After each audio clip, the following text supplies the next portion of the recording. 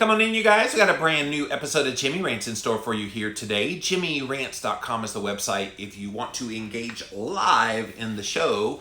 We do start this show. It's a pretty unique show. We start it over on Instagram Live. I also simulcast on my Facebook pages, but we start on Instagram, do an Instagram Live at 11 a.m. Eastern Time, Monday through Friday. We also sometimes throw in a 5 p.m. Eastern Time. No weekend ones, taking a break on the weekends, but Monday through Friday, 11 a.m. This is your go-to place for all things Jimmy Rants. So go follow me over on Instagram at Livin' Low Carb Man, LIVINLOWCARBMAN.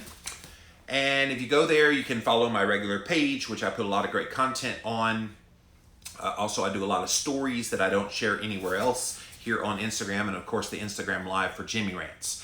If you missed the live, you can watch it up to 24 hours on Instagram, but it does disappear from there, so then you'll have to pop over to either JimmyRants.com, that's where we house all the past episodes, or on YouTube, type in a keyword Jimmy Rants, you'll find the show. We try to get these up within an hour after we're done. So this one is at 11 a.m., so at 12 it's over, and by 1 p.m. it should be up for you to view and share, and please do share it all over social media. So, how you guys doing? Like, I've got a lot of content to bring to you. So many things are making news that are catching my attention, and before we came on the air, I was telling Facebook that I had a story in mind to talk about, and I probably will do it at 5 p.m. today, 5 p.m. Eastern Time today, about this shortage of pork that's coming because one of the major pork plants in America, Smithfield's, is having to shut down. A bunch of the employees have COVID-19, and so they're shut down indefinitely. And they supply, what they say, up to 7% of the pork products in America. And so I definitely want to do that story, but this one caught my attention so much that I was like, okay, we're going to do it in the prime time one here at 11 a.m. Eastern Time. It's from a website called InStyle.com, and it's all about this phenomenon that's probably happening to you, and you might have noticed it but didn't know what it was about. Have you noticed that ever since all this COVID-19 stuff came out, and ever since, people started being quarantined more, our lives are disrupted because it's out of the normal routine of what we do, have you noticed you're remembering your dreams a little more than you ever have before? Yeah, I can say verifiably, I can say that my memory of dreams is so much more vivid than it was. Now, I've long heard the notion that, well, if you slept really well and you got really good sleep, then you don't remember restful restorative sleep, then you don't remember your dreams. But if you had a tough time with your sleep, then you don't get the restfulness that you need, and therefore you remember some parts of your dreams. I always find it fascinating when I wake up from a dream and I'm remembering the last thing that just happened, or am I the only one that, like, when you wake up, you're right at the cliffhanger part of, like, the biggest drama part of your dream is just about to happen, and then you're awake. And you're like, wait, like, I want to go back to sleep to see how the movie ends. Or am I just a weirdo like that? Is that just me that does that? Anyway, this headline says, why you're suddenly remembering your dreams in the morning. I had a dream that my partner quarantining with me and my 2 kids packed his bags, left because it was too much for him to handle. I dreamt that I sent out a press release over and over and over again, worried that I had forgotten to do it. In another dream, I endlessly walk down a hallway searching for the bathroom and can't seem to find it. Nearly 3 weeks into isolation amid the coronavirus pandemic, I've noticed something very real. My dreams have become incredibly vivid, and I remember all the details upon waking up. I would not be surprised if out of this, people are remembering dreams. And I'm a writer, but I wonder how many, script writers, movie executive producers and directors, and I wonder how many of those guys might be having such vivid memories that it becomes a movie that we watch in a couple of years, 2, 3, 4 years from now. and the creativity that comes out of that from dreams. Like, I don't know how vivid your dream history is already, but are you noticing lately with like the last month, we've pretty much been holed up in our houses? Are you dreaming more? Are you having more interesting kind of dreams? Some people might be having nightmares, trying to not think about all the ugliness that's happening right now. But this was just so fascinating to me. The only time I remember having such vivid dreams like this was during my pregnancies, and this is a woman writing this. I had recurring sex dreams about sleeping with Pitbull. Yes, that's what she had. Mostly explained by the hormonal shifts that impact emotions and anxiety for her. But now I've seen this in person after person tweeting about their own out of the ordinary dreaming, wondering if others were experiencing it too. So this lady that wrote this, what's her name? Brittany De La Cretas. And she sent out a tweet about this, and she said she got 200 people who replied to her saying, oh yeah, I've had much more vivid dreams. I'm remembering all the details. So it's not an isolated phenomenon. People are dreaming about their exes breaking quarantine to go play basketball with Kanye West, running, screaming down long, dark hallways, saying they don't remember waking up with such a clear dream recall at any other point in their lives. Which begs the question, why? What is it about the situation we're in now that our brains are kind of going, okay, we're going to let you remember this dream that you had that played like a movie in your head? Yes, vivid dreaming is common during the pandemic, this pandemic, and there is good reason for it according to experts that she interviewed. This is global, according to Robert Bosnak, a psychoanalyst and past president of the International Association for the Study of Dreams. I'm working currently in the United States, Australia, India, China, and Japan, and the story is the exact same everywhere. People are dreaming up a storm right now.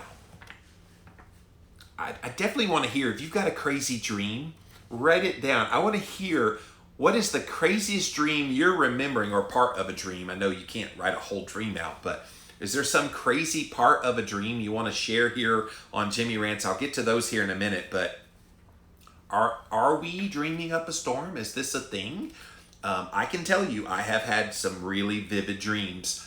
And of course, part of that could be not just coronavirus, COVID-19, and kind of being holed up, because my life really isn't that much different from what I normally do. But I do have some other stressors in my life that were there long before COVID-19. And I wonder if the confluence of all these things kind of coming together, plus me coming back to work just a month and a half ago after being gone for 6 months, I wonder if that's contributing in it for me. But what about you guys? Are there any special circumstances that you think would be precipitating this to happen in you? So they note here that there are 5 phases of sleep. Dreaming is most likely to happen during the REM, rapid eye movement phase. Yeah, I wear an Oura ring, and so this little ring here gives me data that shows 4 stages: awake, light sleep, deep sleep, and REM sleep. So if you follow me here on Instagram, just this morning, and really almost every day, I'm trying to post my Oura ring sleep results. You will see that I'm getting some really good deep sleep early in the night, and then later in the night, I'm getting the rapid eye movement REM sleep. I think last night I got 2.5 hours of each, deep sleep and REM sleep. Well, it's during that REM when you're dreaming. And so the reason you wake up in the morning, it's so vivid, is it was just happening. In fact, I noticed on my Oura results today that right before I woke up, I was in a full-on REM. So I had a movie going on in my head right before I woke up.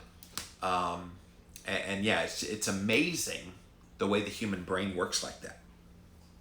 A 2010 study found that vivid, bizarre, and emotionally intense dreams, the ones that people usually remember, are linked to parts of the amygdala and hippocampus. Bosnak shares his theory, positing that all this remembering of dreaming has to do with a strong activation of the limbic system, which governs dread and rage, which happens mostly in the amygdala. He says it's impossible to know whether people are actually dreaming more vividly or if they're just dreaming just as much as usual, but sleeping a lot more lightly, which is what I was talking about earlier. If you get really good sleep, do you really remember your dreams? Or are you just on the edge teetering between getting into a REM cycle and being in light sleep, and you're mostly in light and thus you're remembering details? So a survey of nearly 1,000 adults conducted on the website sleephelp.com found 22%, which is almost 1 out of 4 people, responded having worse sleep quality during the coronavirus quarantine because of fears or stress. So I've been talking a lot about this in my work, especially on my stories when I've been posting my sleep data. I'm like, how's your sleep going? And most of the people responding are going, yeah, it's either unchanged or it's slightly or much worse. Not many people are saying it's better sleep. I would say for me, it's a little bit skewed for me because I just came off sabbatical where I learned how to sleep and rest well. Then I come back and I'm in my work mode, and then suddenly, boom, COVID-19 hits and the stresses that come from that. I will say early on when this first hit and isolating from people, it did hit me pretty good in the sleep. I did not sleep very well.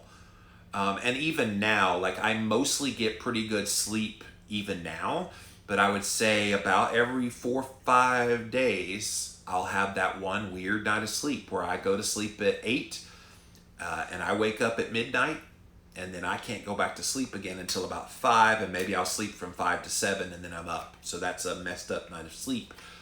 Still rested, but not quite the full restorative sleep.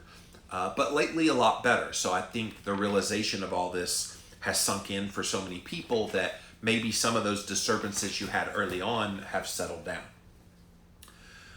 Joe Dobkin is an audio producer in New York. He said, I've actually been remembering fewer dreams than usual since I'm sleeping less deeply than before. Even though I'm very lucky to be in a comfortable and safe situation, I'm just saturated with a constant sense of dread. And the article here says, cue the amygdala firing on all cylinders. So he's having a constant sense of dread, probably because he's exposing himself to a lot of the negative news here about this COVID-19, which we've talked about on previous Jimmy Rants. Don't do that. If you can avoid and you can fast from the coverage of this, intermittent fast from the news coverage about COVID-19. Take a little bite of here, little bite there, but then don't look at it for a period of time, and you'll get great benefits from that. Other people on Twitter have hypothesized that this is all a reaction to the trauma we're going through. It's a stress reaction, a reaction to being isolated. There's probably something to that. Like you're having to fill voids that maybe you never had to fill before. Like some of that human interaction we get with people just in the day-to-day-ism, I wonder how much of that kind of relaxes parts of your brain. This is fascinating to me, you guys, because I'm very social. I'm a very human-oriented, I want other people around kind of person. And so when people aren't around, how do you stimulate those parts of your brain? Through dreams. It makes sense. Dreaming is a powerful way that we process intense experiences, according to Martha Crawford. She's a licensed social worker and has begun doing much of the same kind of work of looking at dreams, analyzing it on her blog. Nightmares are a common symptom of trauma, and according to a Nature and Science of Sleep report back in 2018, they considered the hallmark of post-traumatic stress disorder, PTSD, is having nightmares. So maybe what people are experiencing is a response to trauma, which is interesting because I've been talking a lot about childhood trauma lately. And maybe those of us that have had childhood trauma and other sources of trauma in our life, maybe we already had a propensity for already having very vivid dreams. And now this new trauma with the COVID-19 and all the everything that's happening with it is just adding yet another layer of trauma on top of the trauma that was already there, thus making us have to dream a little more vividly even more. Is this fascinating to you guys? Like, I read this and was like, whoa. Bosnack explains that there are two kinds of them. There are the PTSD nightmares, which tend to be recurring and they don't really change in content. It's the same movie every time. It's Groundhog Day. Imagine if Groundhog Day was a horror movie. That's PTSD nightmares. Let's see, what's the scariest movie? Let's say The Shining just constantly plays over and over and over again in your head. Or The Conjuring. What's some scary movies? I don't watch horror movies, so I don't know what's scary. In fact, I laughed all the way through The Conjuring. It was kind of funny because it looked so fake to me. But anyway. And what he calls digestive nightmares. Listen to this one, you guys. They can change wildly from night to night because they're the way our brains are digesting our trauma and anxiety. Have you ever thought about your brain digesting? So some people might call it processing, but you're kind of processing through, digesting through what you've been through and what you've been going through right now, and that would change the dream from night to night and become a nightmare. Indeed, one such 2011 study found a reduction in the REM sleep cycle, where most of your dreams happen, will affect your ability to understand complex emotions in daily life. So people have long tried to research, why do we dream? And I think a lot of it is just assimilating information. That's what dreams are. But it does serve a good purpose in as much as when you dream, you are learning how to be a part of your human self. It's really fascinating. Crawford says we're dealing with a very intense cluster of very primal existential anxieties right now. We have the fear of the loss of loved ones, fear of our own potential death, fear of suffering, fear of watching other people suffer, and a loss of contact with the people we love. We're trying to keep a lid on and contain ourselves during the night, and so at night, when you're dreaming, is the way you release all that repressed energy and start processing how we're to make sense of these things. So does that explain if you're having more dreams and more vivid dreams? Is that a good explanation as to why that's happening? I like that theory. It means our brains are trying to make sense of an unsensible situation we're in. Like never in the history of our lives have we had to do what we're doing right now. And so the brain's trying to process it, just like it processes everything. You know, when I was getting abused as a kid, my brain was sitting there taking in all these sensory things that were happening to me, and it was processing and going, okay, is this our normal? Okay, so I need to respond this way. And so maybe I had dreams. I don't remember from my teenage years. I don't remember much beyond the beatings that I got as a kid, as a teenager. That period in my life, it was kind of a blur. But I'm sure I dreamt as a coping mechanism, as a trying to figure out what was happening. My brain was assimilating all this information. And maybe right now, same thing with you guys. You're going through the COVID-19 and the stress. Maybe you have a family member who's gotten this. Maybe you have real fears for family members who, if they get it, they might very well die from this. All of that's putting a strain on your brain to try to make sense of all this. Experiencing intense dreams during times of collective crisis has happened throughout history. One person replied to my tweet saying that they'd experienced the same thing after Hurricane Katrina happened, which was a huge traumatic event for a lot of people down there in Louisiana especially. Charlotte Barat's book, The Third Reich of Dreams, cataloged the dreams people experienced in Nazi Germany. After 9/11, Bosnak and his colleagues tracked down the content of dreams as well. Multiple people have started projects cataloging dreams during the pandemic. In addition to Crawford's website, Dobkin has started gathering dreams for a podcast. You can look up this podcast, Quarren Dreams. So it's like quarantine, except it's Quarren Dreams. Aaron Gravely has created a submission-based website called I Dream of COVID. So you can look all those things up if you want to share your dream experience with these guys that are actually trying to make sense of what this means. Dobkin says, I've been interested in dreams for a very long time, not so much in analyzing them, but more looking at them as stories. He likens dreams to a hybrid of a documentary and a fiction that gets produced automatically by your brain. Like I said, I've been in the middle of some really juicy, like, oh my gosh, what's going to happen next kind of dreams, on the edge of my seat kind of movie in my head. And right as it's getting right to the good part, I wake up and it's like, no, like I want to go back to sleep and find out how it ends.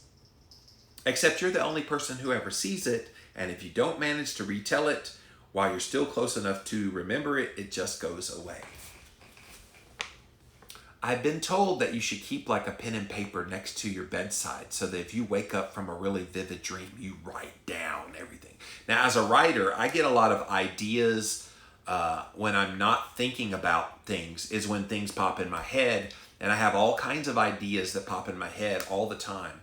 And then I go, oh, ooh, that'd be good to do a Jimmy Rants on, or ooh, that'd be good to write a book about. Or that's a turn of phrase that, oh, I'm going to use that somewhere. So I'm constantly already doing that anyway. And sometimes I'll say, okay, I'm going to write it down, and then I never write it down. And then I've lost it. So I've experienced that personally.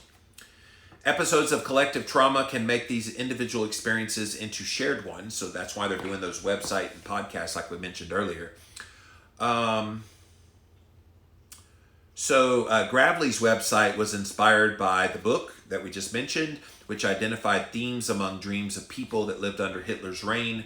Whatever was happening as a collective at the societal level was washing down into individual unconscious level and then being spit back out into certain archetypes. Common at the time were dreams about being under mind or body control, resisting constraints, and then the loss of basic pleasures, all things directly reflected what life was like under authoritarian rule. This commonality really struck me because dreaming feels like such a personal thing. So while we all have our own personal dreams that we're having right now, I wonder if this kind of collecting of all the stories about the dreams on this podcast and this website, I wonder if that would give some detail if some of our dreams have a common thing amongst them. Wouldn't that be crazy? That the collectiveness of the dreams would not be an eclectic gobbledygook of a bunch of different individuals, but we all have common things based on what we're going through. This is so fascinating to me, and I hope you find it interesting as well. Gravely eventually hopes to accumulate enough coronavirus-era dreams that they see a pattern begin to emerge. And there's some have already emerged. People associating hugging with menace or danger. Do you go into a store now and somebody comes around the corner and you jump? I can't say I haven't jumped a little when I've been in a grocery store and somebody just is barreling down an aisle. Right as I'm coming by their aisle, they're coming and we're like within inches. I've jumped. I suppose that's natural. Food has come up as a lot of worry as well, which makes sense because people are hoarding and worried about not having enough. Dobkin's submissions have so far been a mixture of explicitly COVID-related content, metaphorically COVID-related things like dreams of being out in the world and talking to people with a sad sense that that's not allowed anymore in real life, dreams about loved ones who are so far away, anxiety dreams about crowds and people standing too close to each other, and other usual dream stuff like sex, adventure, memories, and mundane stuff. Other patterns that could eventually emerge might be based on your geography. In other words, where you live and how bad COVID is in your area could determine the commonality of the dreams. But they haven't seen that yet. It's not enough time has passed, not enough data to really make anything. So will people in New York City dream differently than those in other parts of the country? I would imagine that certain professions will also be dreaming differently. Healthcare workers, can you imagine these poor guys on the front lines right now? They are exhausted. They've pretty much gone 90 to nothing here for a couple months. They're under a lot more stress than we are. How will they dream differently versus someone who's an accountant working at home helping people with their taxes? That'll be interesting as well. While the phenomenon of vivid dreaming and collective dream patterns is mostly a fascinating facet of the moment, there are other reasons to pay attention to dreams right now. People should realize that there is dread happening that is moving directly to the body, and it is felt as fatigue and sadness and grieving, but the most dangerous thing is that it provokes rage and anger. So I mentioned in my Jimmy Rant yesterday, are you feeling more sore lately, even though you haven't been working out? Well, this could be part of it as well, and that could be contributing to the dream process as well. the thing where he said the most dangerous thing is that it provokes rage and anger.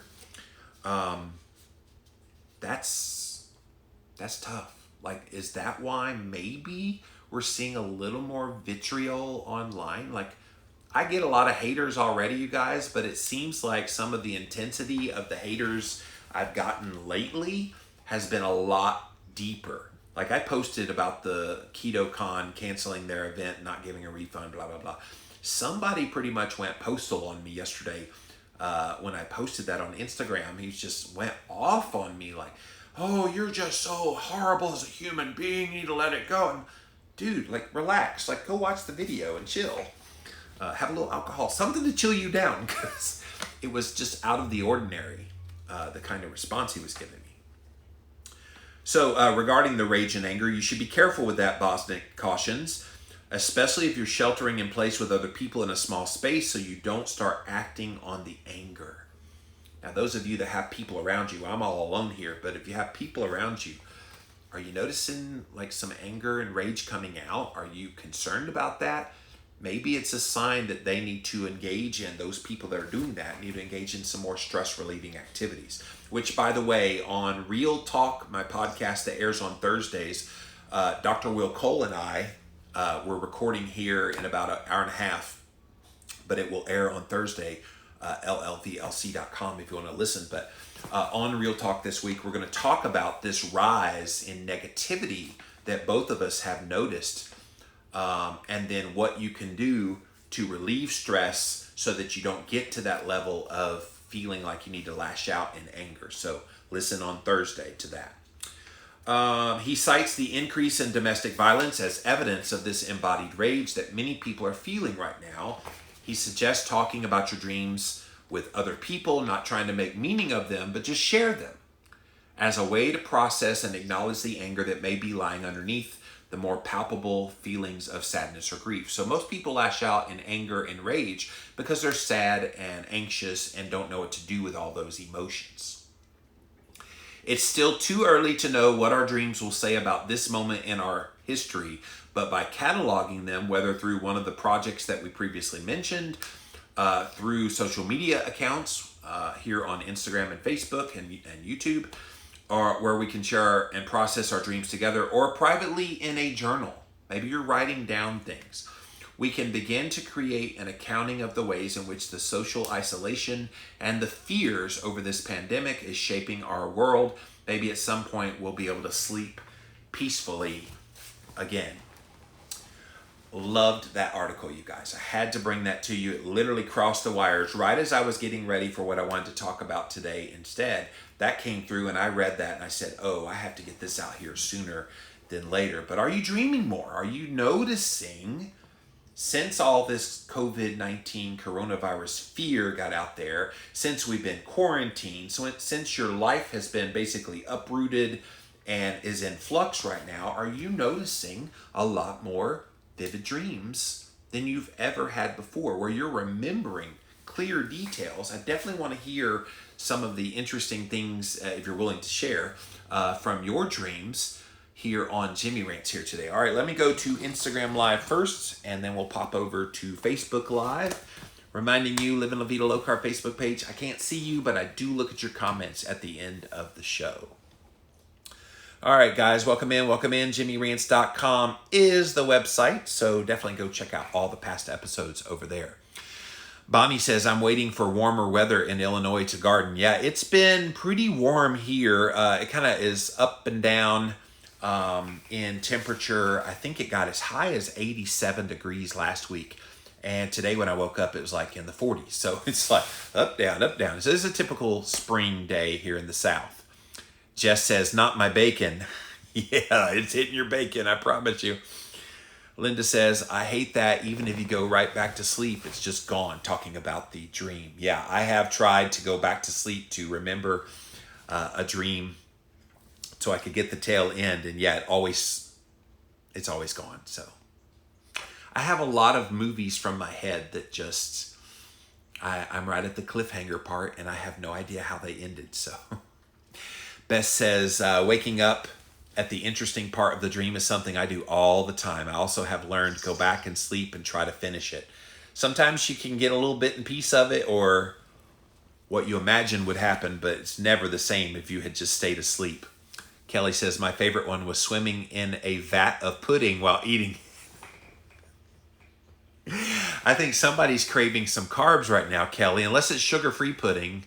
Swimming in a vat of while eating. Okay. That's a good one, though. I like that.